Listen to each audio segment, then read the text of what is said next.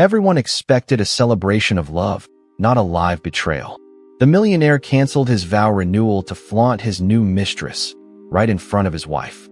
But when she took the mic, everything changed. Secrets unraveled, lies collapsed, and one final revelation shattered his empire in front of a stunned audience. The morning sun poured through the tall glass windows of the Rosemont estate, casting honeyed light across a flurry of activity. Dozens of staff members rushed back and forth across the sprawling gardens and marble-floored halls, their earpieces buzzing, their voices hushed but urgent. Florists hung ivory roses from crystal chandeliers, while technicians checked sound systems and adjusted lighting rigs. A violinist rehearsed softly in the corner of the ballroom, letting notes drift like perfume through the air. The estate, nestled at the edge of a private peninsula, had always been impressive. But today, it was transformed into a dream, or perhaps an illusion. Claire Bennett stood near the tall French doors of the solarium, a satin robe tied at her waist, her bare feet pressed lightly against the heated stone tiles. Her fingers clutched a delicate porcelain teacup she hadn't sipped from, and her eyes, usually calm and observing, were distant now, watching the waves crash beyond the cliffs. Her chest rose and fell with practiced control, but her heartbeat betrayed her. Fast, tight, like it had something to warn her about. Today was the vow renewal. Not a birthday or an anniversary party, but a symbolic restart. A public declaration of recommitment. At least, that's how Grayson had pitched it 3 months ago. He'd called it a gesture of honor, a way to celebrate 15 years of marriage and all they'd overcome. Claire had hesitated. Things between them had been strained lately. Small absences that became routines, locked phone screens, and that vague scent of unfamiliar perfume on his shirts. But when he took her hand, kissed her knuckles, and whispered that they were stronger together than apart, she'd said yes. She'd wanted to believe him. Now, the guests were arriving. One by one, luxury cars pulled through the wrought iron gates.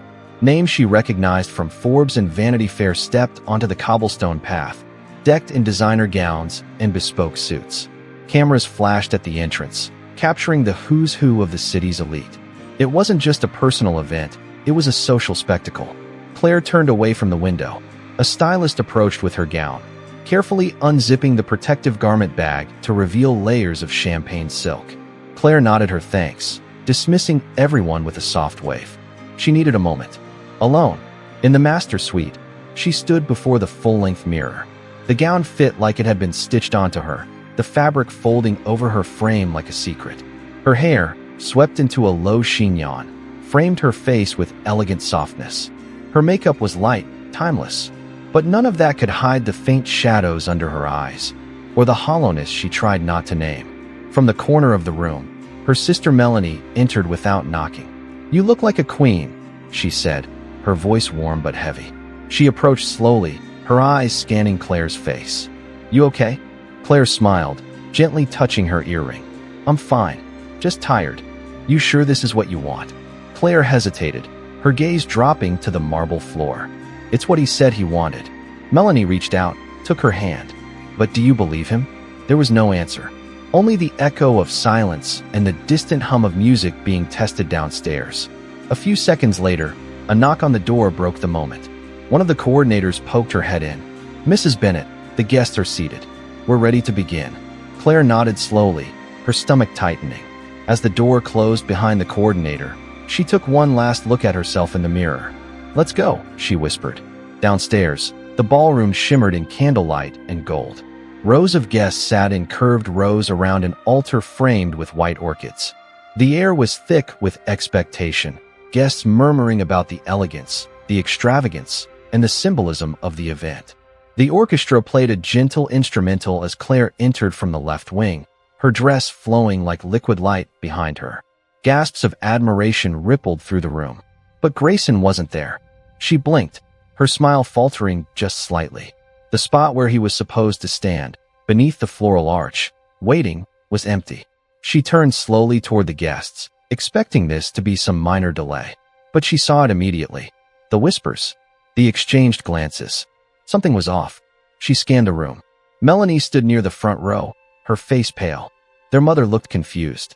Claire's breath caught in her throat. The wedding planner rushed to her side, nearly tripping on the carpet. He's requested a moment. Just a brief pause before we continue. Claire's heart skipped. Where is he? Upstairs. Said he needed to make a quick announcement before the ceremony. Announcement? Claire frowned, confusion now folding into something colder, wariness. Still, she nodded, giving a strained smile to the guests and stepping aside. She told herself he was nervous. Maybe he wanted to say something sweet. Maybe he had planned a surprise. Maybe.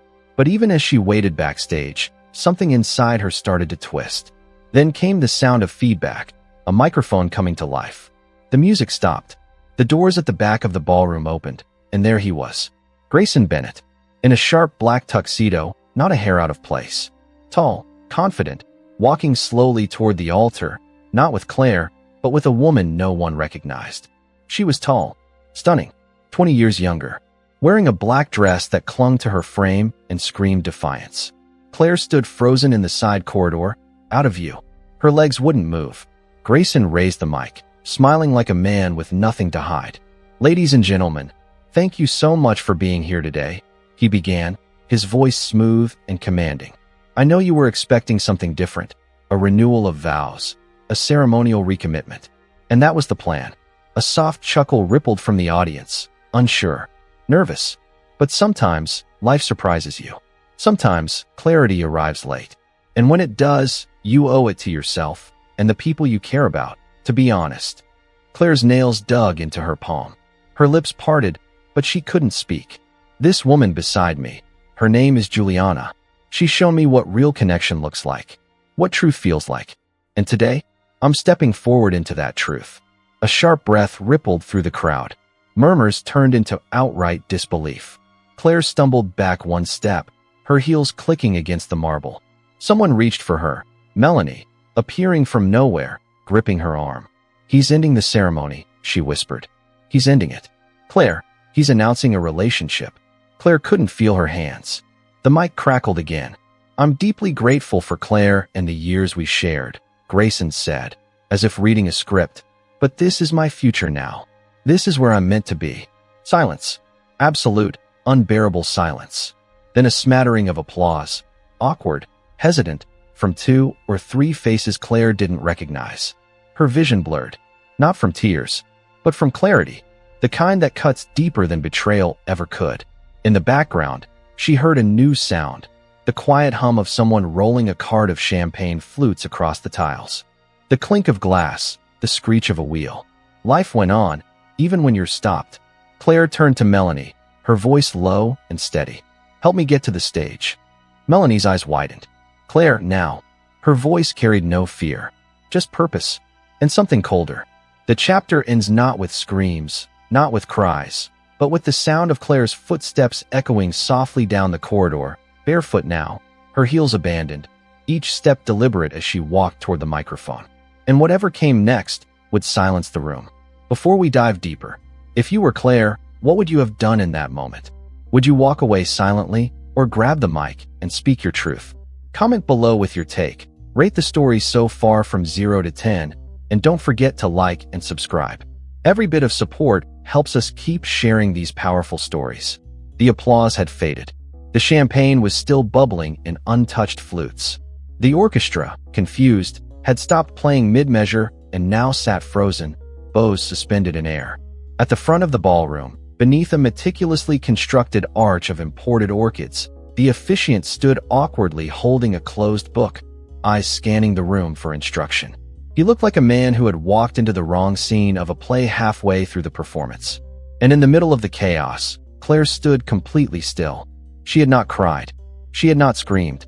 She had not even moved when Grayson ended the ceremony with all the elegance of a man breaking up over voicemail. Her feet, now bare, touched the cold tile like they were fused to it. The silence in the room was unbearable, not from the absence of sound, but from the presence of unspoken things. Pity, shock, suspicion, and somewhere underneath it all, hunger.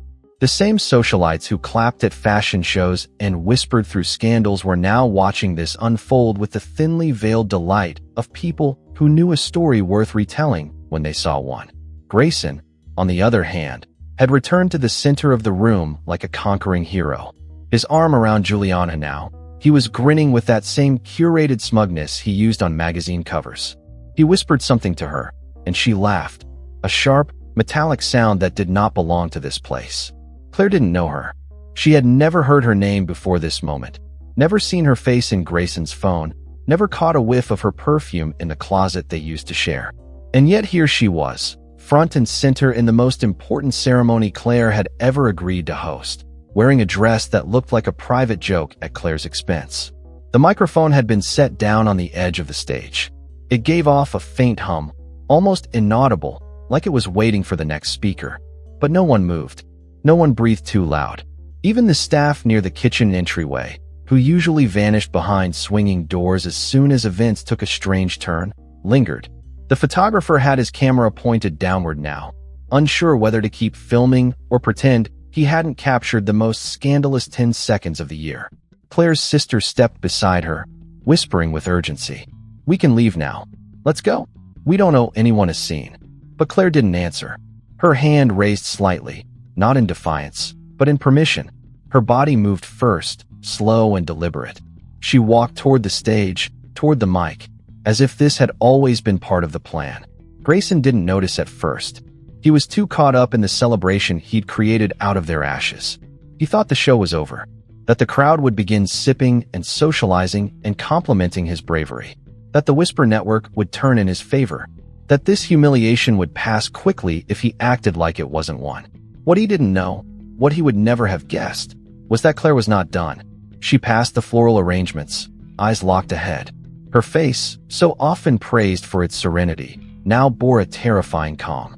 Her hand reached for the microphone. The hum grew louder. The sound system came alive again, and the quiet murmurs of the crowd stopped abruptly. 100 eyes turned toward her. She didn't raise her voice. She didn't have to. "Before you go refill your glasses," she began, "I think you deserve the truth." It wasn't a scream. It wasn't vengeful. It was something more dangerous, controlled, poised, deadly. In the second row, a real estate mogul straightened in his chair. On the left, a fashion editor stopped chewing her lip. In the back, one of Grayson's investors reached for his phone without thinking. The tone of the evening had just changed. Claire's gaze swept across the room, not pausing too long on anyone, but making sure no one was missed. "You came here today expecting a vow renewal, a celebration of love, of commitment, of longevity. What you received, however, was an announcement. Unexpected and cruel." The words were blades, soft-edged but sharp. "I won't pretend to understand the timing," she continued, "but I do understand the game. And if we're going to talk about truth, then let's talk about all of it." Grayson shifted now. His confident smirk faltered. "Claire," he called out, a warning in his voice. But she ignored him. "You all know Grayson Bennett," she said, gesturing toward him casually, like introducing a keynote speaker. "Visionary, CEO, the man behind one of the fastest-growing real estate empires on the Eastern Seaboard. A name you associate with power, with strategy. A man who hosts galas, funds scholarships, builds skyscrapers. But what you don't know, what you've never been allowed to know, is the price tag of that empire." There it was. The collective inhale. The kind that stretched skin tighter over bone. The late nights, the whispered calls, the non-disclosure agreements. The offshore accounts listed under shell companies with names pulled from children's books. I've seen them. I was married to them. Grayson took a step forward, his voice low but strained. "Claire, enough." Juliana looked confused. She wasn't prepped for this part of the story. Claire turned slightly toward him, not with rage, but with clarity. "You stood up here and made a public decision. I'm simply following your lead." Grayson's jaw tightened. Claire returned her attention to the crowd. "I supported this man through everything. Every lawsuit. Every market crash. Every time he said, 'It's just business, Claire, not personal.' I believed him. I protected him. And I signed every damn paper his lawyers put in front of me." There were murmurs now. Real ones. Some people lowering their glasses. Others texting under the table. "But here's what he forgot," she added. "He may have been the face of the empire, but I held the keys. The board knows that. The shareholders know that. And today, you'll know that too." In the corner of the ballroom, someone from the legal team shifted uncomfortably in his seat. Grayson tried to cut in again, this time louder. "She's exaggerating." "Am I?" Claire's eyes burned into his. Because last month, while you were buying lingerie for your intern in Florence, I was meeting with your largest competitor. A murmur swelled like a rising tide. She paused. Her voice dropped to almost a whisper, but somehow carried even more weight. I sold my shares. Quietly. Legally. Irreversibly. Gasps. Inapproximately. She glanced at the Rolex on her wrist, the one he gave her on their 10th anniversary. 12 minutes. A press release will hit every major outlet in the country. The firm your board tried to destroy just bought controlling interest in Bennett Properties. Congratulations, Grayson. You don't own your company anymore. Silence. And then, a single clap. From the back. Then another. And then the room erupted. Not in chaos. Not in confusion, but applause. Loud. Shattering. Real. Claire stood there, not smiling. Not glowing. But steady. Juliana looked like she wanted to disappear. Grayson, for the first time in years, looked like a man completely out of control. And Claire? She stepped down from the stage, handed the mic to a passing server, and walked toward the exit. As the applause followed her, she didn't look back. Not once. The applause still echoed faintly in the corridors as Claire stepped out of the ballroom. Her hands trembled only slightly now, her bare feet padding across cool marble floors with the elegance of a woman not retreating, but returning to herself. The air outside the main hall was thicker somehow, quieter, like the house itself was stunned by what it had just witnessed. The last few claps from inside faded, replaced by hushed murmurs and the rustling of silk and satin as guests either rose from their seats or remained frozen, unsure of what the protocol was after such a detonation. Claire didn't look back. She didn't need to. Her message was already rippling through the room like a shockwave, touching every person who once thought they knew what power looked like. Every whispered side conversation, every sideways glance, every text already being typed to friends not present, those were all part of the transformation now. What had once been a celebration of unity had become a moment of unraveling. Grayson's carefully curated empire of charm, charisma, and corporate dominance was cracking at its center, and the crowd could smell it. Inside the ballroom, Grayson still stood near the center aisle, frozen between fury and disbelief. His hands remained stiff at his sides, fists just barely unclenched, while Juliana clutched his arm with increasing discomfort. Her glossy lips parted as if to say something, but no sound came out. For all her confidence, all the calculated seduction and curated presence she wielded like a weapon, she hadn't been prepared for this. She had expected disdain from the guests, maybe whispers from a few jealous women, but not public exposure. Not a deal being announced that, by all accounts, left her lover humiliated. And certainly not Claire. Regal, quiet Claire, delivering the blow with the composure of a woman handing over a wedding toast. Grayson finally exhaled, the sound sharp in his throat, and moved away from Juliana's grasp. She called his name, low and nervous, but he didn't answer. He stepped toward the stage, his gaze sweeping the room with a glazed expression, eyes flicking toward old business partners, former mentors, board members. None of them met his eye. The silence from them now was deafening. One by one, they looked away. Some reached for their phones. Others gathered their spouses and began the slow shuffle toward the exit, doing their best not to look like they were fleeing. Still, it was obvious. This wasn't just embarrassment. It was a reckoning. At the edge of the stage, the officiant had disappeared, perhaps wisely. The floral designer stood near the base of the altar, looking horrified as one of her assistants gently began to disassemble the orchids that only minutes earlier had symbolized eternal devotion. The musicians had packed up without a word, the violinist wrapping his bow with the solemnity of someone attending a funeral. The servers continued their rounds, unsure whether to keep serving champagne or start removing half-eaten hors d'oeuvres. Their professionalism couldn't mask the awkward glances they exchanged, all of them acutely aware that this night would be discussed in kitchens and backrooms for months to come. Where the hell is she? Grayson growled under his breath, jaw tight as he scanned the exits. Where did she go? Juliana approached slowly. Maybe you should let it go? Just control the damage. Talk to the PR team. He snapped around to face her. Don't tell me how to manage this, he barked. You don't understand what she just did.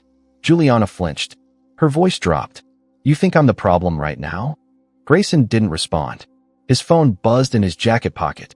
He pulled it out, and his expression darkened further as he read the alert from a finance app. Bennett Properties, his legacy, had dropped 5% in the last 17 minutes. He closed the screen, only to have it vibrate again. A news headline this time. Claire Bennett announces share transfer to rival corporation in shocking ceremony twist. Below it, a photo captured mid-speech. Claire, barefoot, eyes calm, the light catching on the edge of her wedding ring as she held the microphone. He felt the temperature in the room rise, not from heat, but from the burn of humiliation climbing up his spine. It wasn't just personal. It was professional. It was financial. It was social. Claire hadn't simply walked away. She'd flipped the entire script. And the audience, his audience, had applauded her for it. Backstage, Claire had found her way into a quiet parlor room, dimly lit and abandoned by the wedding staff. Melanie was close behind, trying to keep up, heels clacking against the tile. "Claire," she called. "Wait, please." Claire turned, finally, and for a moment her mask slipped. Her eyes shimmered, not with regret, but exhaustion. "I had to do it," she whispered. Melanie nodded. "I know, and it was incredible. But I need to know, how long have you been planning this?" Claire walked toward the window, arms folded. "Since I found the second phone." Melanie's eyes widened. "He had a burner?" Claire gave a humorless laugh. "3, each with different contact names for the same woman, Juliana. I traced the numbers. I saw the hotel receipts. I found the emails he never deleted properly." Melanie sat down, stunned. "Jesus." Claire turned from the window. "You know what the worst part is? I wasn't surprised. Just tired. Tired of the pretending. Tired of being polished and composed while he rewrote our story." "And the shares?" Melanie asked. "You've been holding on to those for years." Claire nodded slowly. "He didn't know I retained majority voting power in the event of a tie or acquisition. The clause was buried so deep in the prenup his legal team didn't catch it when he updated it 2 years ago. I kept quiet. I waited. I knew one day he'd go too far." Melanie stared at her sister, finally understanding. "You didn't just defend yourself tonight. You ended him." Claire didn't answer. She didn't need to. She knew Grayson better than anyone. She knew what this kind of public exposure would do to a man like him. He didn't just lose his wife. He lost his legend. Back in the ballroom, the chaos had become a slow unraveling. Juliana had vanished. Some said she was seen crying in the powder room. Others claimed she slipped into a rideshare without saying goodbye. No one really cared. She wasn't the story anymore. Grayson stood alone near the bar, sipping from a crystal tumbler filled with something much stronger than champagne. His hands were shaking. He barely noticed when one of his board members walked by without stopping. He didn't see the smirks, the pitying smiles, the silent exchanges. His world, the world he built brick by brick with arrogance and ambition, was no longer his. And the worst part was, he didn't even see the fall coming. Because Claire hadn't shouted. She hadn't thrown glasses or exposed him with rage. She had simply told the truth. And truth, when delivered without fear, had a way of leveling empires. By the end of the night, the ballroom was nearly empty. Only a few stragglers remained, finishing their drinks and exchanging summaries of the evening like war stories. Someone joked that they should frame the microphone. Another whispered that Claire was already being called a legend on social media. Someone had uploaded the speech, full video, crystal clear audio, and it was spreading fast. Claire sat alone in the back hallway, her gown slightly wrinkled now, her earrings gone, her hair beginning to fall from its pins. But her spine was straight, her eyes forward. She had planned every word, but even she hadn't expected the applause. And something told her, deep in the marrow of her bones, that this was only the beginning. The estate, once humming with orchestral music and clinking glassware, now throbbed with a strange kind of quiet, a silence so heavy it seemed to thicken the very air. Claire remained in the far parlor for several minutes after her speech, listening as the muffled shuffle of departing guests echoed down the halls. Somewhere deeper in the house, a door closed with finality. The applause had long stopped, but its impact reverberated still, like a soundless tremor through marble and memory. She exhaled slowly and set the empty champagne flute aside. Not that she'd drunk from it. Her throat was too tight. The burn in her chest was not from alcohol, but adrenaline, cold, steady, and sharp. She had spent the last month preparing for this moment, rehearsing every sentence of that speech in her head, imagining the worst possible responses. But nothing had prepared her for how quiet it felt after all the noise was gone. Not even the silence between her and Grayson over the last year had been quite like this. This was different. This was peace twisted with exhaustion. Melanie returned from outside, her heels in one hand, her eyes scanning Claire like a worried mother checking for bruises. She was barefoot too now. It felt oddly ceremonial. Two sisters, barefoot and breathless after burning a legacy to the ground. "You okay?" Melanie asked. Claire nodded slowly. "No," she said, "but I'm better than I've been in years." Melanie walked over and dropped her shoes with a thud. "You didn't just survive that, Claire. You owned it. I've never seen you like that before. It was like you were carved out of steel." Claire smiled faintly, but it faded quickly. "I don't feel like steel. I feel like bone. Brittle and hollow." "You'll feel like steel tomorrow," Melanie said. "Tonight, you're allowed to be made of anything you want." A knock at the parlor door interrupted them. One of the coordinators peeked in, her face still flushed from secondhand stress. "Mrs. Bennett. I mean, Claire, there's a man asking to see you. He's waiting by the terrace." Claire arched an eyebrow. "Grayson?" "No," the coordinator said quickly. "Someone else. He said he's a guest, but he wasn't on the list. I almost asked security to remove him, but..." She hesitated. "He seemed important." Claire exchanged a look with Melanie. "I'll be fine," she said, standing slowly. "You want me to come with you?" Melanie offered. "No, I don't think this is something anyone can do with me." Claire stepped into the hall again, this time without the crushing weight of eyes watching her. Her feet glided across the marble, the sound of her steps swallowed by the vastness of the mansion. Past the dining room, the floral arch still stood, abandoned now. Orchids sagged from the weight of their meaning. The staff had begun clearing glasses and rearranging furniture, whispering to one another in corners. She ignored them. When she stepped onto the terrace, the cold air hit her like a breath of new life. And there he was. The man stood with his back to her, facing the moonlit gardens. His gray suit was crisply tailored, though understated. No flash, no flair. He held a glass of whiskey loosely in one hand, untouched, and his posture spoke of patience, of someone who had seen enough chaos for one evening. Claire stopped a few feet behind him. "You weren't on the list," she said. He turned slowly, offering a faint smile. "I wasn't supposed to be." She took a step closer. "Then why come?" "I needed to see the truth for myself." She narrowed her eyes. "Do I know you?" He studied her for a moment before answering. "Not yet, but I know you. And more importantly, I know him." The chill in the night deepened. "You're with the board?" "No," he said simply. "But I've been watching Bennett Properties for some time now. And more specifically, I've been watching how you've been edged out of your own narrative." Claire folded her arms across her chest. "And you just decided tonight was the right time to show up?" "I didn't decide anything. He did. The moment he turned your vow renewal into a press stunt, he created the perfect opportunity for the world to see what kind of man he really is." Claire tilted her head slightly, intrigued despite herself. "And what is it you want?" The man stepped closer, voice lowering just enough to draw her in. "To offer you something he never did. Options." She raised an eyebrow.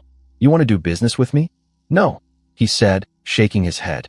"I want to empower you to do business for yourself." He handed her a card. Thick, matte, embossed with only a name and number. No company, no title, just the impression of quiet power. Claire took it, turning it in her fingers. "This feels very cinematic." He chuckled once, short and clean. "So did your speech. But that doesn't make it any less real." She considered him for a long moment, then placed the card inside her clutch. "Why now?" "Because people are listening," he said. "And once they hear truth like that, they don't forget it. You've got momentum, Claire. Don't waste it." She said nothing, only nodded. The air between them was thick with unspoken understanding, of betrayal, of strategy, of what it meant to have once been invisible and then suddenly, unmistakably, seen. After he left, Claire remained on the terrace. Below, the staff continued clearing the courtyard. A few guests lingered in clusters, their laughter now tinged with nervousness. She watched it all in stillness. The night sky stretched wide above her, stars burning silently, distant, eternal. Inside, in the room where the vow renewal was supposed to take place, Grayson stood alone near the altar. His tie was undone now, his sleeves rolled to the elbow. He looked at the empty rows of seats and the disassembled flower arrangements and felt the sting of something he hadn't felt in years: irrelevance. He reached for his phone, thumbed through message after message, some supportive, many not. One read simply, "What the hell happened?" Another, "Claire? Really?" He exited the app and opened a secure folder. There, in a private chat with an unnamed contact, he typed, "We may have a problem." Seconds later, the reply came, "I told you this was risky. Do you want me to start scrubbing?" Grayson hesitated. His finger hovered over the screen. But for the first time in his career, he didn't know the answer. In the guest house near the back of the estate, Claire sat with her dress now folded beside her, a soft sweater draped over her shoulders. She stared at the ceiling, her body tired but her mind spinning. She had reclaimed her voice. She had shattered the illusion. But the silence that followed still held secrets. Secrets she wasn't sure she was ready to hear, yet. Something told her this wasn't over. Not even close. Morning came slowly over the estate, casting muted gold across the endless windows, as if the sun itself wasn't quite sure how to approach the house after what it had witnessed the night before. The mansion had never felt so still. Staff moved like shadows through the corridors, avoiding the grand ballroom, speaking in whispers. Outside, petals from the half-dismantled floral arch floated in the breeze and scattered across the lawn like confetti from a celebration that had ended in tragedy. Claire sat on the small balcony of the guest house, wrapped in a light shawl, her tea going cold on the table beside her. She hadn't slept. Not really. Her mind had kept her company all night, replaying every word of her speech, every reaction, every breath in that ballroom, especially the silence that followed. But it wasn't regret that kept her awake. It was the gravity of what she had started. Some things, once spoken, take on lives of their own. She'd never planned to deliver that speech. Not in that form, not with that fire. It had always been tucked away in her thoughts like an emergency flare, something she might need to release someday, but never hoped to use. And yet, when she saw Grayson standing on that stage with Juliana, so smug, so certain she would stay silent for the sake of appearances, she felt something inside her snap. Not with anger, but with clarity. She had been the silent partner in his life for far too long. Last night wasn't revenge. It was release. And she wasn't finished. The estate's intercom system crackled to life inside the guest house. It was still early, but someone had summoned her. Claire stood, adjusted the shawl around her shoulders, and made her way back into the main house.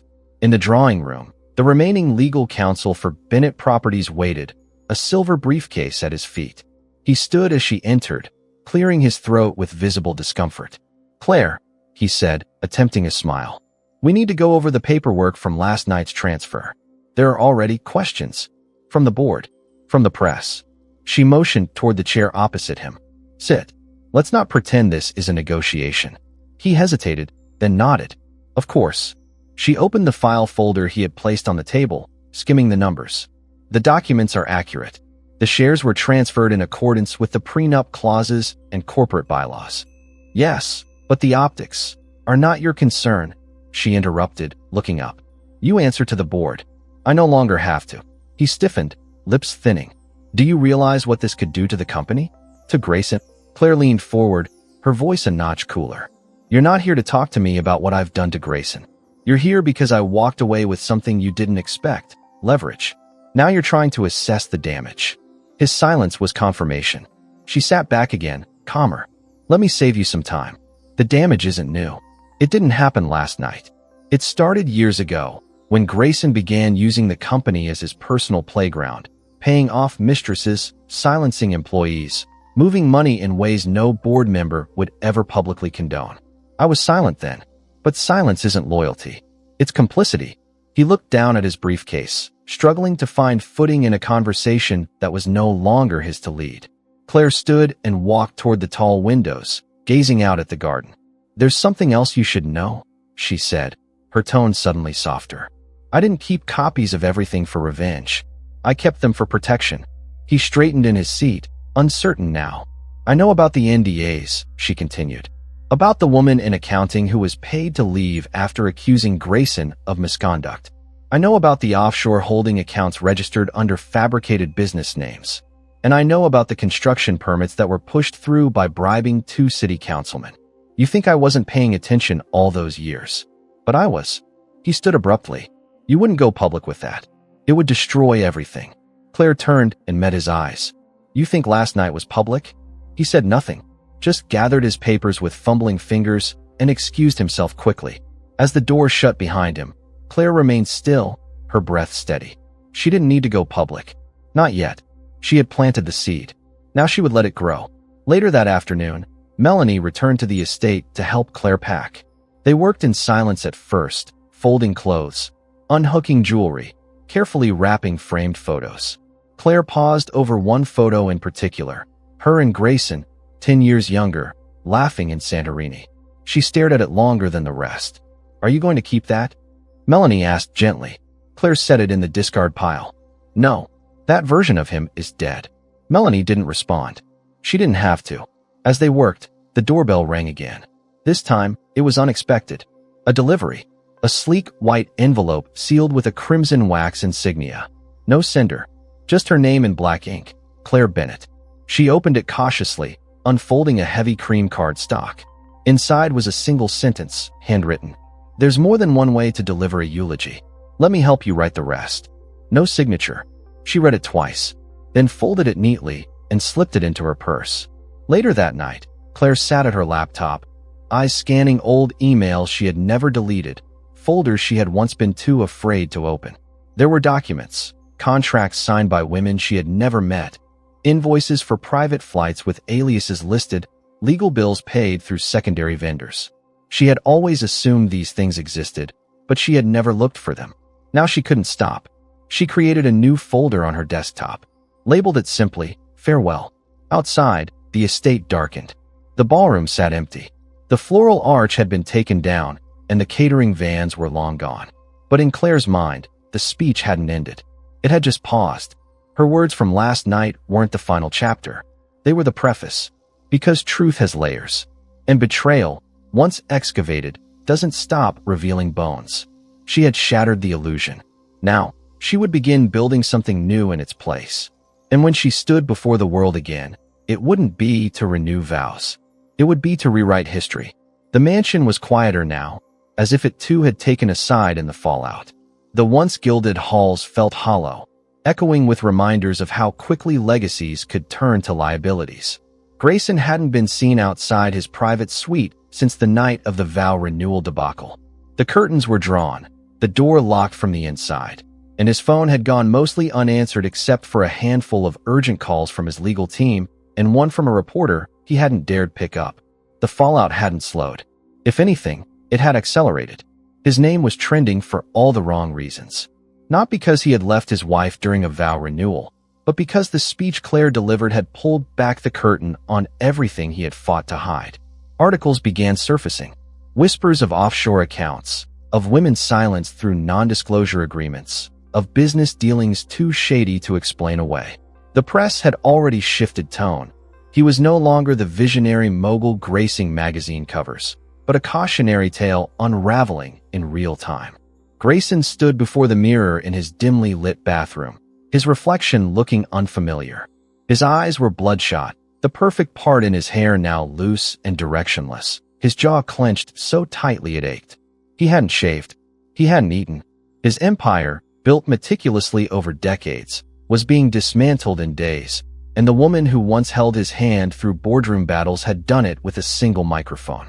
He slammed the faucet handle shut and walked back into the bedroom, where Juliana sat cross-legged on the chaise lounge, still scrolling through her phone, clearly annoyed.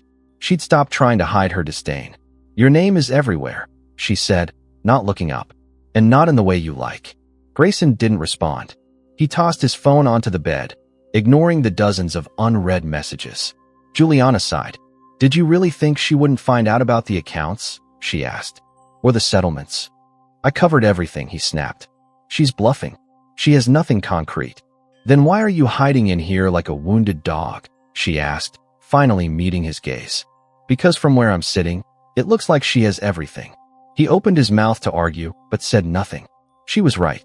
Claire had always been smart. Too smart, he used to think. The kind of smart that made people uncomfortable. She didn't need drama or noise.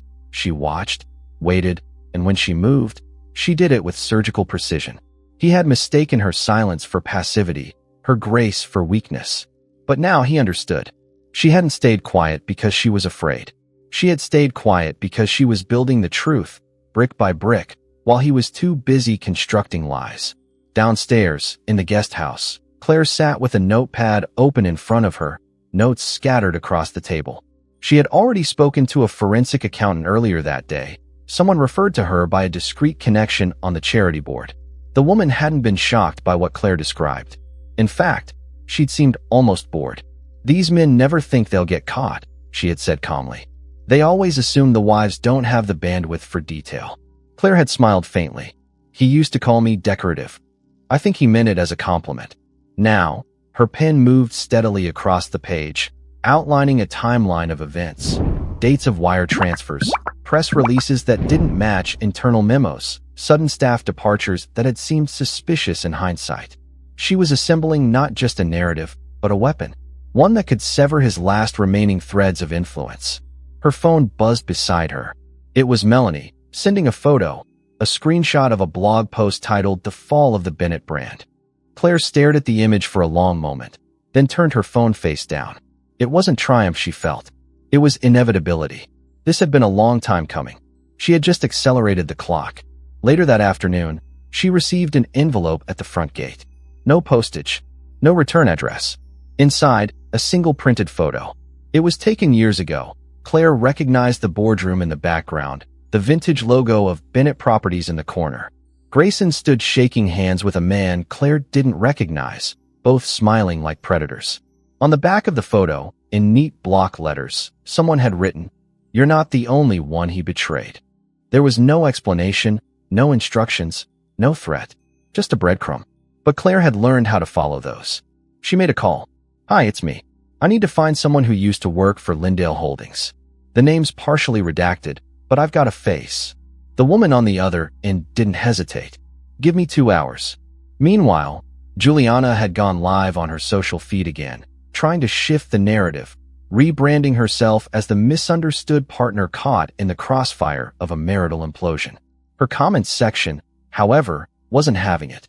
Messages flooded in, most of them cruel, a few scathing enough to make her slam her phone down and storm out of the room. Grayson didn't follow her. Instead, he sat back on the edge of the bed, staring at the floor. A memory surfaced, one he hadn't thought of in years. Claire, barefoot in their first apartment, talking to him about transparency. She had believed in building something honest, something worthy. He'd laughed at her then, told her that people who chased purity in business ended up broke. Now he wondered if maybe, just maybe, she had been right all along. That night, Claire stood at the edge of the estate's garden, the cool wind brushing her hair back from her face. Her shawl billowed behind her like a flag in slow motion. The moon was full, bright, hanging low in the sky. She closed her eyes and breathed deeply. The damage had already been done, but what came next would define her more than what she'd already lost. From behind her, footsteps approached. She turned, expecting Melanie, but it was the man from the terrace. He stepped into the moonlight, hands in his pockets. "I wasn't sure you'd reach out," he said. "I didn't," she replied. He smiled faintly. "Then it's good I didn't wait for an invitation." She didn't ask why he was there. She already knew. "There's more," he said. "More than what you saw. More than what the board knows." He wasn't just playing with money. He was playing with people. And one of them didn't survive it. Her chest tightened. Who? Someone you've never met. But someone who left a trail. He reached into his coat and pulled out another envelope, thinner this time, folded neatly. "What do you want me to do with this?" she asked. He paused. "That depends on what you want to become." Claire didn't answer. Not yet. She took the envelope, and the wind carried her silence into the night like a promise. The office floor was quiet, too quiet for a Tuesday morning. Grayson walked through the corridors of Bennett Properties headquarters like a man whose reflection no longer matched the mirror. The floor-to-ceiling windows, once symbols of openness and transparency, now felt like glass cages. His custom leather shoes clicked against polished marble, but no one stopped to greet him as he passed. There were no smiles, no light banter, not even forced nods. Just eyes darting back to screens, heads turning away, conversations dissolving into silence the moment he entered the room. He stepped into the executive boardroom, the heavy doors groaning as they shut behind him. Everyone was already seated: directors, investors, senior partners. Not a single face looked relaxed. Camille, who had once been a novelty at these meetings, sat stiffly beside him in another overly ornate outfit, trying hard to read the room. She smiled weakly at a few people. No one returned it. The atmosphere was glacial, and Grayson could feel the undertow of something larger than disapproval. There was strategy in the air, calculations happening in silence, conversations he hadn't been invited to. The chair of the board, Martin Lang, cleared his throat. "Grayson, before we begin, we'd like to introduce someone." Grayson arched a brow. "Introduce someone?" The doors opened again. A man stepped inside. Not young, not old. Early 50s, perhaps. Crisp navy suit, hair silver at the temples, briefcase in hand. He didn't smile. He didn't offer a handshake. He simply walked to the head of the table and nodded once. "This," Martin said carefully, "is Lucas Carmichael. He's with the Securities and Exchange Commission, and he's been conducting a quiet review of our company for the past 3 months." Grayson blinked. "Excuse me." Carmichael spoke at last. "We've been monitoring your asset movement, specifically as it pertains to offshore entities linked to Bennett Properties through secondary shell corporations.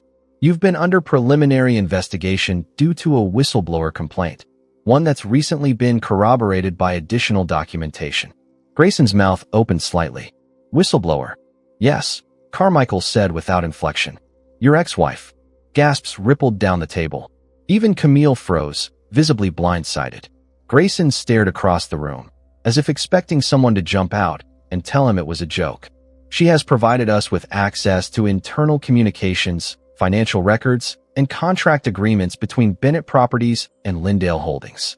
Records that indicate a pattern of deliberate obfuscation and unethical business practices." Grayson leaned forward, his voice low and furious. "This is a private company." Lucas Carmichael didn't flinch. "Which doesn't make you immune from federal scrutiny. Fraud, tax evasion, coercive settlements. These aren't matters of discretion. They're matters of law." The boardroom fell into stunned silence. Martin coughed and reached for his water.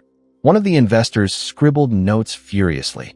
Camille slowly withdrew her hand from Grayson's arm, eyes wide with dread.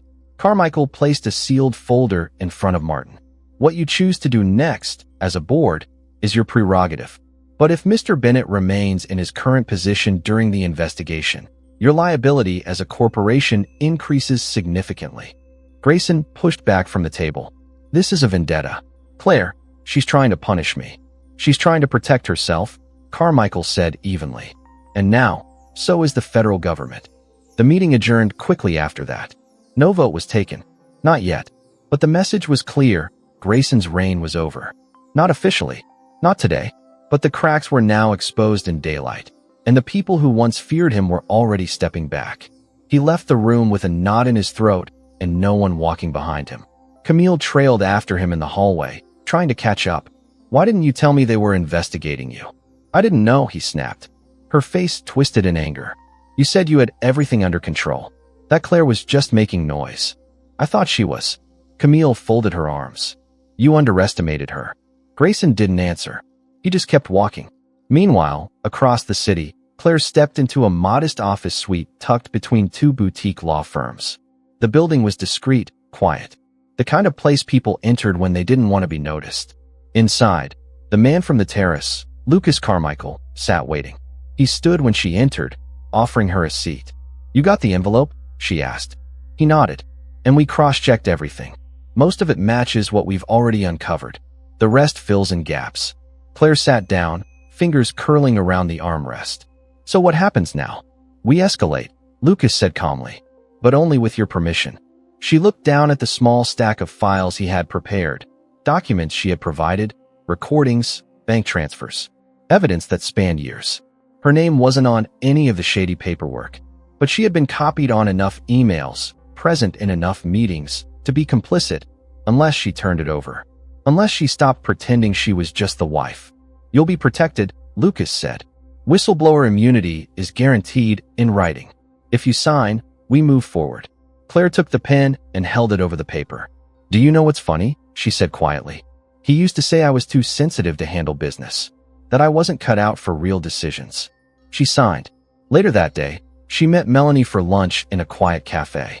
The world outside was still spinning with headlines, opinion pieces, think pieces, gossip blogs dissecting her speech, praising her grace under fire, analyzing grace in silence.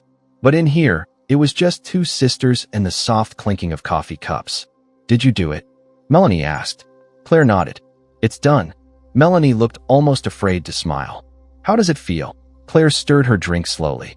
"Like I finally stopped whispering in a room full of men who never listened." Back at the mansion, Grayson was alone in his study. His phone buzzed again, this time with a message from a former client. "Pulling out of next quarter's deal. Sorry, can't risk the exposure." He set the phone down without reading further. Outside, a news anchor reported live from the steps of the Bennett building. Sources confirm a federal investigation is underway into the financial practices of Bennett Properties. While no formal charges have been filed, insiders suggest this may only be the beginning. Grayson turned off the TV. For the first time in his life, there was no one left to call. And for the first time in hers, Claire wasn't afraid of being the loudest voice in the room. The truth had a way of feeling heavier once it had been spoken aloud, like the air itself responded to the burden it carried. In the days following the boardroom confrontation, Claire found herself balancing between two versions of herself. The woman who had once built a life in the shadow of a powerful man, and the one who now wielded the power he had never expected her to claim. Each morning, she rose early, long before the sun, sipping bitter coffee as the headlines changed from speculation to confirmation. Her name was now spoken not as an afterthought, but as a catalyst. Reporters were reaching out. Editors were publishing op-eds praising her composure, her strategy, her courage. But none of them knew how much pain it had taken to reach this place. She sat at the small writing desk in her apartment, the one she hadn't used since college, flipping through a worn notebook. It was filled with fragments, ideas she'd scribbled years ago when she'd thought of starting her own wellness brand, before Grayson had called it cute and suggested she focus instead on managing their social calendar. Her handwriting was slanted then, full of enthusiasm. She ran her fingers over the ink now, stunned by how clearly she could remember the version of herself who believed dreams were enough. And yet, here she was, no longer dreaming, but doing. The proposal from Lucas Carmichael and his team had opened more doors than she expected. Beyond the investigation, beyond the fallout, there were opportunities to start over. The kind of over she had never allowed herself to imagine. She had built the structure of Grayson's empire from the inside, even if the world had only ever seen his face on the brochures. Now she had a chance to construct something of her own, brick by brick, with no one standing behind her holding the blueprint. Still, the weight of the past hung in every corner of her quiet home. She had packed only what mattered: family photographs, keepsakes from college, a single wedding gift from her parents that she couldn't bear to part with, a carved wooden jewelry box with her initials etched into the lid. Inside it sat her engagement ring, no longer shining. She had taken it off during the vow renewal ceremony, before stepping onto the stage. A gesture that had felt symbolic at the time, but now felt like severing the final thread. Melanie visited often, bringing food Claire wouldn't eat and stories she couldn't fully laugh at. They spoke in half sentences sometimes, sitting on the floor like teenagers. No one else had access to those moments. Not the lawyers, not the investigators, not the journalists who called to ask if she'd speak exclusively. It was only with Melanie that Claire let the cracks show. Only with her that the silence between sentences held equal meaning. One evening, as rain tapped gently on the windows, Claire pulled a storage box from the back of her closet. It was filled with old legal files, most of them forgotten, collecting dust. She opened one labeled Lindale Holdings, the company that had appeared too often in the documents she handed to Carmichael. She flipped through line after line until her eyes landed on something new, an invoice marked confidential, dated 3 years ago, for media retention and suppression services. It listed a payment routed through 3 separate accounts and a name she didn't recognize: Ivy Laurent. Claire blinked. Ivy Laurent. She had seen that name before, once on a tabloid website, connected to a vague rumor about a real estate mogul and a non-disclosure settlement that disappeared within 24 hours. Claire had dismissed it at the time, one of a dozen gossip headlines designed to stir attention. But now it resurfaced, louder. She typed the name into her laptop's search bar. The results were thin, scrubbed, too clean. But one article remained, a small blog post, barely visited, posted by an independent reporter who hadn't updated her site in over a year.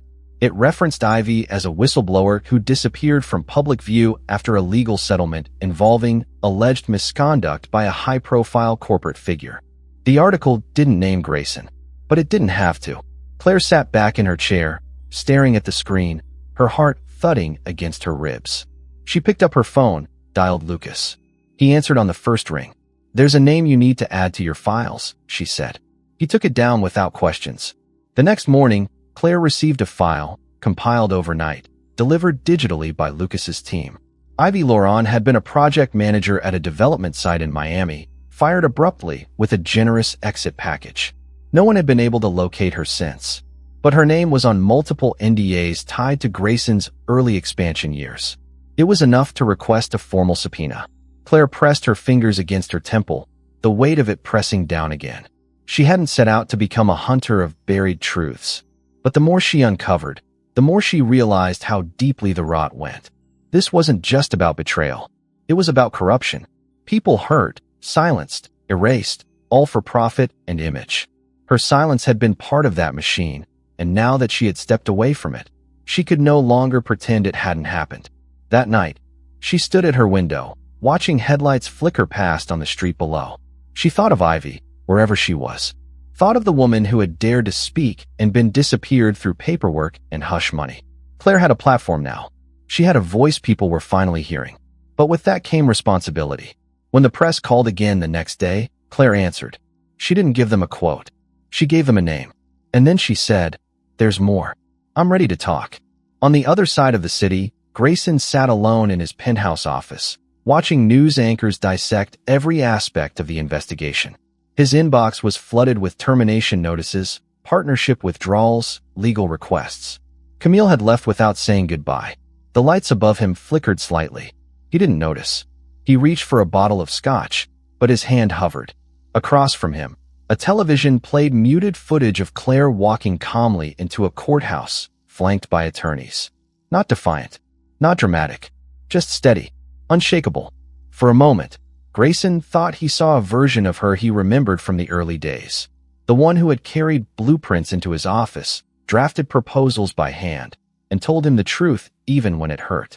But this woman wasn't standing beside him anymore. She was walking into a room he would never be welcome in again. And behind her, the door closed. The courthouse steps were colder than Claire expected. Not in temperature, but in presence, stone beneath her heels, cameras flashing from the sidewalk, the sound of distant traffic muffled beneath a wall of anticipation. It wasn't her first time in a building like this, but it was the first time she was walking in without being dragged by someone else's narrative. She wasn't a guest in this story anymore. She was the author. Inside, she took a seat in a small hearing room designated for closed-door review. It wasn't a trial. Not yet. But it was an opening statement, a chance to provide the SEC with formal testimony and evidence regarding the inner workings of Bennett Properties. A chance to lay bare everything she had once been asked to ignore. Across the table, Lucas Carmichael gave her a respectful nod as she settled in. Beside him, two agents opened their laptops, already typing notes. No one asked her if she was sure. That question had passed. Claire adjusted her blazer, exhaled slowly, and began. She started with the early days, when Grayson was still building credibility, when they'd attended late-night meetings in borrowed offices, when he'd laugh at her spreadsheets and call them adorable little roadmaps. She described how he leveraged personal relationships for favors, twisted zoning laws by making friends of regulators, and once bragged about how a senator's son got a condo at cost. At the time, it had seemed ambitious. Ruthless, maybe, but not criminal. That changed over time. Slowly, predictably. Her voice didn't shake as she recounted the accounts overseas. Numbered, untraceable, buried beneath shell companies with names like Golden Pine Development and Ridge Atlantic Logistics. She explained how money moved from legitimate project investments into consultancy fees paid to fake firms. She described signing off on authorizations she didn't understand then, and what she saw when she finally connected the dots. Her fingers tapped the table slowly as she spoke, but her tone never rose, never wavered.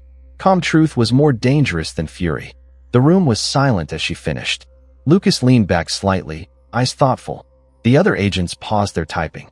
Then one of them finally said, "We've been waiting a long time for someone like you." Outside, the press circled like hawks, hungry for a photo, a quote, a headline. Claire ignored them all. She moved through the chaos with that same collected energy she carried through every room now. She no longer needed noise. Her silence had already done more damage than a dozen microphones ever could. Back at her apartment, Melanie was waiting. The living room had become a war room. Files, laptops, whiteboards with colored markers. Claire walked in, kicked off her heels, and dropped her bag on the counter. "Well?" Melanie asked. Claire slumped onto the couch. "They're going forward. Subpoenas are already being drafted. The board's going to receive formal notice within the week. And Lucas thinks an indictment could come before the quarter closes." Melanie blinked. "You mean he's actually going to face charges?" Claire nodded. "It's out of my hands now. It's real." The two sisters sat in silence for a while, the weight of it all settling like dust on their skin. Claire felt the corners of her composure curl, just slightly. She wasn't made of steel, not entirely. She was tired. She was raw. But she wasn't afraid. Later that evening, while sipping tea from her favorite chipped mug, she received a call from an unknown number. She hesitated, then answered. A deep voice on the other end spoke slowly. "Claire Bennett." "Yes. My name is Roland Vexler. I represent Thorne and Hollis Investments. We're aware of your transition and your recent disclosures. I'd like to discuss an acquisition." She frowned. "Of what?" "Not an acquisition of property," he said. "An acquisition of potential. You're no longer just the woman who exposed a scandal. You're the woman who redefined what it means to reclaim ownership. There's power in that. Influence. You've already shaken a boardroom without ever holding a title. Imagine what you could do with the right platform." Claire leaned forward. "What are you offering?" "A partnership," Vexler said. "But not in the way Grayson offered it. I don't want to stand in front of you. I want to stand beside you. We want to back whatever you build next. And from what I can see, you're just getting started." Claire didn't respond right away. Her fingers brushed the edge of the notebook on the table. Her old sketches, her brand ideas, her abandoned dreams now reawakening. "I'll think about it," she said softly. He didn't push, just replied, "I'll be waiting." When the call ended, Claire stared at her reflection in the window. She didn't recognize the woman looking back, not because she'd changed beyond recognition, but because she'd returned to someone she hadn't seen in years. The girl who once believed in something more than partnership by proximity. The woman who had learned to rebuild from within. Meanwhile, Grayson's world was caving in. His legal team had started bailing. One of the junior partners left without notice, citing ethical concerns. The firm managing his PR issued a statement distancing themselves from ongoing developments.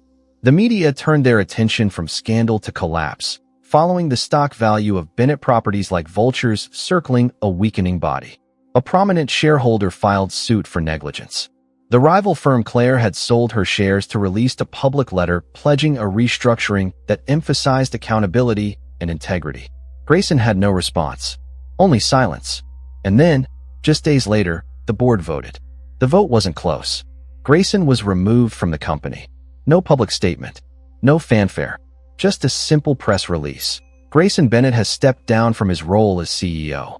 Effective immediately. He read it alone, seated on the edge of a couch in an apartment he didn't own. Camille had left the week before. Most of his belongings were still at the estate, now locked in probate disputes. He didn't even know where his dog had ended up. He called Claire. She let it ring, then picked up. "I'm surprised you answered," he said. "I didn't plan to," she replied. "But I figured the last thing you deserved was silence." There was a long pause. "I never thought it would go this far," he murmured. "That's because you never thought anyone would hold you accountable." "You really hated me that much?" Claire's voice was quiet. "I never hated you. I loved you. That's why I stayed as long as I did. That's why I waited. But the truth is, you weren't the man I thought I married. And maybe I wasn't the woman you wanted me to be." Another silence. "Is there anything left to say?" he asked. She thought about it. Then, "Just one thing." "What's that?" "You should have remembered who helped you build it all before you decided to burn it down." She hung up. And this time, She didn't look back. The news didn't break with an explosion. It unfolded like a slow-motion implosion, an empire crumbling not in a dramatic fireball, but in a series of quiet disavowals, whispered conversations, and abruptly severed ties. Claire watched it happen from a distance, her name still floating through headlines as a symbol of reckoning, a figure people now described with words like poised, fearless, unstoppable. But beneath the surface, the disintegration of Bennett Properties was more intricate than anyone knew. It wasn't just stock prices dipping or investors walking. It was reputations unraveling, friendships dissolving, contracts voided in conference rooms suddenly too quiet to be civil. Grayson didn't just lose a business. He lost the identity he had poured his ego into. And in the silence that followed, he was left with nothing but echoes. He tried to keep control at first. There were phone calls, demands, pleas to allies he once took for granted. But the loyalty he had commanded for so long had always been purchased, not earned.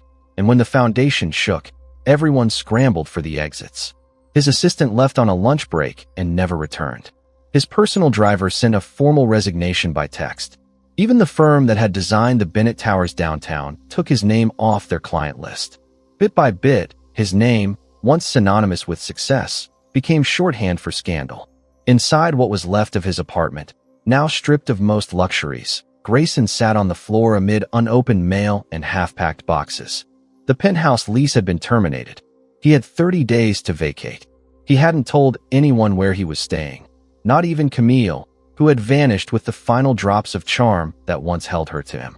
There was a bitter satisfaction in knowing she had gone back to one of her exes, another man with status, money, power. He almost respected her for it. At least she was consistent. He picked up his phone and scrolled. News alerts still came in every hour. His name, his company, Claire's speech, all threaded together like strands in a headline tapestry woven by people who once printed his praises in bold font. One article, in particular, stood out. The collapse of a corporate illusion, Grayson Bennett's fall from power. Below the headline, a photo of Claire stepping out of the courthouse, her expression unreadable, not triumphant, not angry, just steady. He threw the phone across the room, where it clattered against a wall and slid under the kitchen counter. Across the city, Claire stood in a smaller office now, tucked within a newly renovated wing of a firm that had once competed with Bennett Properties for every inch of market share. But this wasn't revenge. It was evolution. The firm had offered her more than a title. They'd given her freedom. The freedom to build, to lead, to choose projects aligned with her values. And most importantly, they'd placed her in charge of a philanthropic initiative aimed at supporting small women-led startups. A division she named after her grandmother, a seamstress who once told Claire, "When the thread snaps, tie a new knot and keep going." She wasn't trying to replace what Grayson had taken from her. She was building something he never could. The hallway outside her office buzzed with quiet energy. New interns, architects in collaboration, designers pitching sustainable models. It was a different world than the one she had left. Here, no one treated her like a trophy or an accessory. Here, she was listened to, respected. Here, her silence wasn't assumed. Her voice was expected. That afternoon, as Claire stepped into a meeting with a local nonprofit partner, she received a message from Lucas Carmichael. It was brief. "He's been served. You may get a subpoena for the next round of depositions. We'll handle the rest." She stared at the screen for a moment, then nodded to herself and slipped the phone back into her purse. It wasn't over. Not yet. But she had done what needed to be done. The structure would fall, even if slowly. And this time, it wouldn't crush her on the way down. Meanwhile, Grayson made a last attempt to contact one of the private equity groups he once laughed with over cigars. The voice on the other end was polite but distant. "We appreciate your call, Mr. Bennett," the representative said smoothly. "But unfortunately, at this time, we're not in a position to offer assistance." Grayson's tone turned sharp. "You owe me." "No, sir.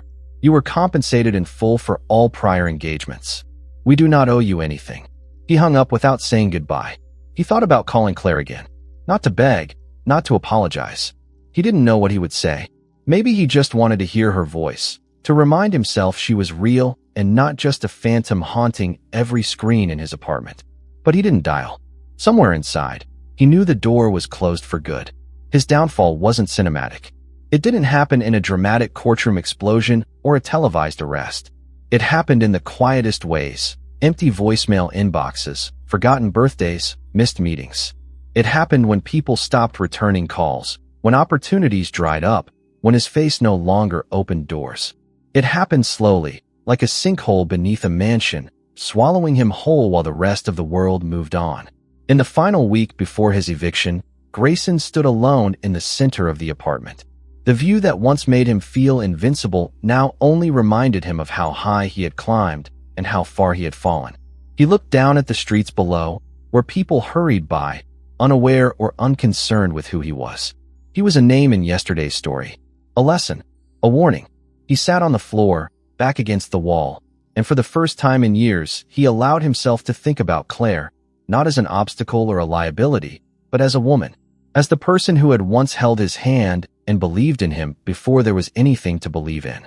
The woman he had abandoned, belittled, betrayed, who had been underestimated by everyone, including himself. And she had beaten him, not with power, not with revenge, with truth, the very thing he had spent his life twisting to fit his image. And that image, now, was nothing but dust.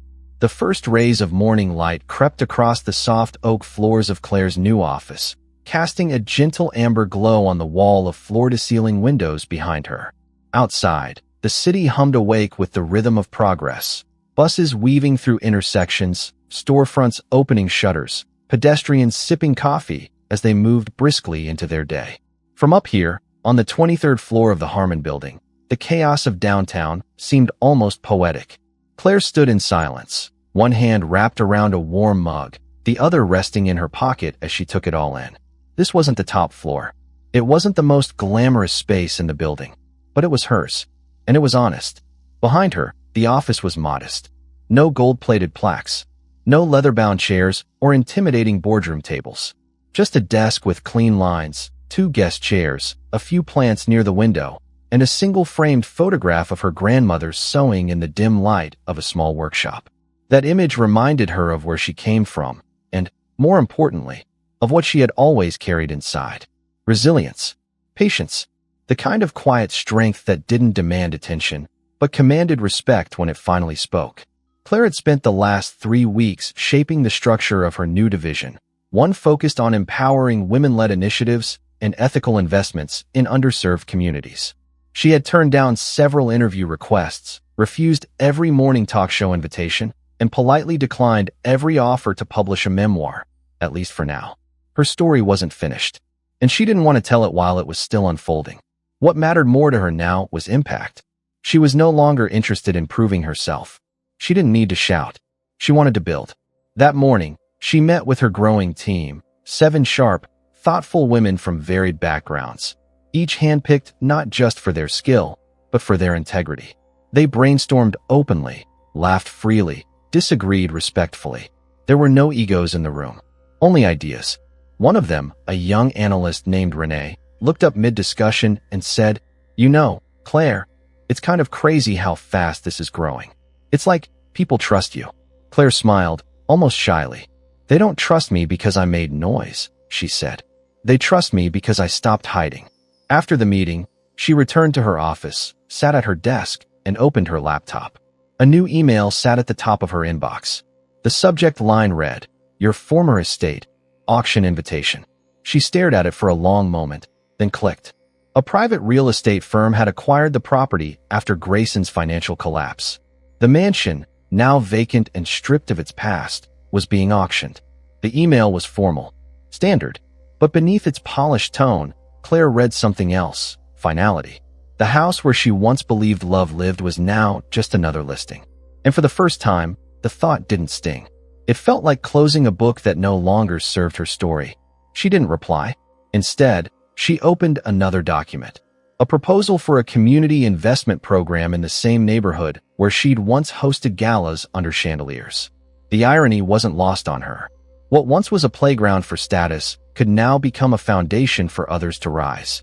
She made notes, adjusted a few numbers, and sent it off for review. The kind of satisfaction that followed wasn't flashy. It was deep, rooted. That afternoon, Claire stepped outside for a walk. The breeze was soft, carrying hints of summer around the corner. She passed people who didn't recognize her, strangers living their lives, unaware they were sharing the sidewalk with the woman behind a now infamous farewell speech. She liked it that way. Anonymity was its own kind of freedom. She stopped at a small cafe, ordered an espresso, and sat at a table beneath a blooming jacaranda tree. Her phone buzzed once. A message from Melanie. Dinner at my place tonight. You're bringing dessert. No excuses. Claire smiled and typed back, deal. I'll bring something sweet enough to make us forget men exist. She slipped the phone into her purse and leaned back, eyes closed for a moment beneath the lavender blossoms above. There was no thunderclap of transformation. No great speech waiting on her tongue. Just this, quiet joy, hard-won peace, and the kind of clarity that doesn't shout. It settles in. It becomes part of you. Meanwhile, across town, a courier delivered a sealed manila envelope to a small, unremarkable office above a shuttered law firm. The man who signed for it looked worn, unshaven, eyes bloodshot. Grayson Bennett hadn't been seen publicly in days, and there were whispers, unconfirmed, about him leaving the country or checking into a facility or quietly trying to strike deals with foreign investors. But no one really knew. His empire was gone. His name carried more infamy than admiration, and his network had collapsed like a house of cards built in a storm. He opened the envelope without ceremony. Inside, a legal notice, federal proceedings confirmed. Depositions to begin within 2 weeks. Charges pending. He didn't throw it, didn't scream, just folded it, set it on the table, and sat there. A man once described as invincible, now barely remembered. Back in Claire's apartment, she kicked off her shoes and dropped a bakery bag on the kitchen counter. The sun was setting outside, casting a golden haze through the windows. She moved toward the living room, where a simple framed plaque had been placed on the bookshelf. It wasn't an award or a trophy, just an inscription. Truth is the beginning, not the end. Claire reached for it and turned it slightly, aligning it with the edge of the shelf. Then she picked up her phone and dialed a number she hadn't used in months. A voice answered on the second ring. Lucas Carmichael. It's Claire, she said. I'm ready to talk about the next step. His voice smiled through the line. So am I. And as night wrapped its arms around the city, Claire sat down at her desk once more, not to tear down what was broken, but to build what would last. This wasn't revenge. This was legacy. Rain fell in fine silver sheets over the courthouse as Claire stepped from the black sedan, a dark umbrella lifted over her head by a junior associate who greeted her with a nod and the kind of respectful silence she had come to value. The city skyline loomed gray and austere behind them, its mirrored glass buildings catching only the reflection of clouds. Claire wore a navy suit, structured, elegant, commanding without needing to scream. Her hair was pulled back, makeup minimal, and in her left hand, a leather folio containing documents that, a year ago, she never imagined she'd be holding. Not as evidence, not as weapon, not as testimony. Inside, the long corridor leading to the hearing room was eerily quiet. The kind of quiet that arrives when something final is about to take place. Today was not a trial. Not yet. But it was the public-facing reckoning. A pre-hearing conference that would determine whether Grayson Bennett's case advanced to federal prosecution. There would be cameras, reporters, analysts, and behind closed doors, questions that cut deeper than courtrooms often allowed. She wasn't required to attend, but she had chosen to, because sometimes presence alone was a declaration. She entered the building flanked by 2 of her legal advisors, ignoring the scattered calls from journalists asking for comment. She didn't break stride. She didn't need to. Her expression said enough. Calm, certain, and utterly unshakable. As she reached the security checkpoint, she handed over her ID and signed the logbook, her pen gliding across the page like she was closing a chapter that had long been overdue. Inside the hearing room, Grayson was already seated. He looked smaller than she remembered, not physically, but in essence. The man who once dominated boardrooms with charm and arrogance now slumped in his chair, shoulders curved inward, tie slightly askew. His skin had lost its tan, his once polished shoes scuffed at the heels. He didn't look up as she entered. Or maybe he couldn't. Because what do you say to the woman who saw your deepest flaws and didn't walk away quietly? Claire took her seat across the room. Not beside him, not behind him. Across. A symbolic division of power, and one that didn't go unnoticed by the panel of legal observers present. The questioning began quickly. Carmichael led the discussion, presenting timelines, pointing to forged invoices, tracking the money trail from project to project, company to company. Names were named. Ivy Loran, the former employee Claire had identified, had submitted a sworn statement corroborating misconduct. Several ex-board members had come forward in exchange for immunity, handing over emails, voice recordings, and contracts Grayson had once believed erased. But the most damning blow came when Claire's name appeared on the screen, listed not as a bystander, but as a key witness. "Ms. Bennett," Carmichael said, his voice steady. "Do you recognize this ledger?" She leaned forward, eyes scanning the document. "Yes, I created that format when we were launching the East River development. It was altered after I handed it over to accounting." "And were you consulted on the changes?" "No," she replied. "I was excluded from all meetings related to budget approvals by that point." "Despite holding majority share authority at the time?" Claire nodded. "Correct." There was a beat of silence as the courtroom absorbed that statement. Grayson's lawyer leaned into a whisper, but Grayson didn't respond. He simply stared ahead, jaw tight, eyes glassy with exhaustion. The fire he once wielded like a weapon had become little more than smoke. The panel asked further questions, most of which Claire answered with precision. She didn't speculate. She didn't attack. She just told the truth. And in telling it, she rewrote the story. No longer was she the silent wife behind the empire. She was the architect of its accountability. When the hearing adjourned, the room buzzed with quiet conversations, legal jargon, schedules for the next steps. Claire stood slowly, gathering her things. As she turned to leave, Grayson finally looked up. Their eyes met. There was no hate, no vengeance, just an acknowledgement of everything unsaid between them. She walked past him without a word. In the hallway outside, her team waited. But before she could speak, a journalist caught her eye and stepped forward. "Claire," he asked cautiously, "do you think justice has been served?" She paused, considering. "No," she said. But it started. Later that evening, Claire arrived at her apartment, dropped her bag on the bench near the entry, and kicked off her shoes. The rain had followed her home, tapping against the windows like a steady heartbeat. She walked barefoot across the hardwood floor, pausing near the dining table where a stack of notes and articles sat waiting. But she didn't reach for them. Instead, she moved to the bookshelf and pulled out a small black box. Inside was a flash drive. She had held onto it since the day she moved out of the estate.